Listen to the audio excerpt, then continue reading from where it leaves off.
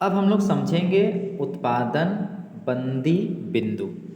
तो देखिए, इससे पूर्व पूर्ति वक्र ज्ञात करते समय हमने यह विवेचना की थी कि अल्पकाल में फर्म तब तक उत्पादन जारी रखती है जब तक कीमत न्यूनतम औसत परिवर्ती लागत की तुलना में अधिक अथवा उसके बराबर होती है।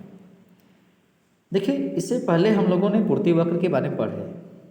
और पूर्ति वक्र में जब फर्म अल्पकाल का है तो उस समय हम लोग देखे थे कि फर्म उत्पादन तब तक जारी रखता है जब तक फर्म का जो कीमत है वो न्यूनतम औसत परिवर्ती लागत की तुलना में या तो उसके बराबर होती है या उससे ज़्यादा होती है।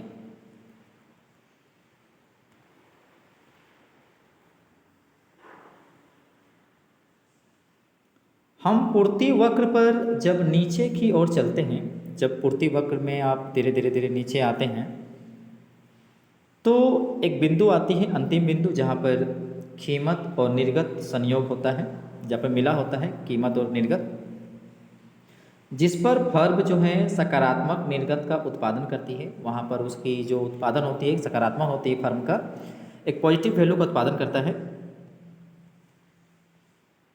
तो वही बिंदु वह न्यूनतम औसत परिवर्ती लागत बिंदु है। वह जो बिंदु जो है वह न्यूनतम औसत परिवर्ती लागत बिंदु है। और उसी बिंदु पर क्या होता है कि जहाँ अल्पकालीन सीमांत लागत वक्र, अल्पकालीन सीमांत लागत वक्र जो है वो औसत परिवर्ती लागत को नीचे से काटता है, औसत परिवर्ती लागत वक्र को काटता है। ठीक है, जैसे ये मान के ये सीमांत वाला हो गया और ये औसत वाला हो गया, तो यहाँ पर जो काटा है इस सीमांत वाला हो गया और ये हो गया औसत परिवर्ती लागत। तो जहाँ पर जो काटा है, ठीक है,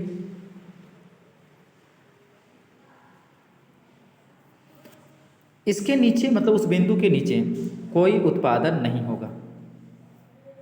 क्योंकि उस बिंदु के नीचे उत्पादन इसलिए नहीं होगा क्योंकि वहाँ पर कीमत जो होगा वो औसत परिवर्ती लागत से कम हो जाएगा। और हम लोग जानते हैं कि फर्म तब तक उत्पादन करेगा जब उसकी कीमत जो होगा औसत परिवर्ती लागत से अधिक होगा, तो इसके नीचे उत्पादन नहीं होगा।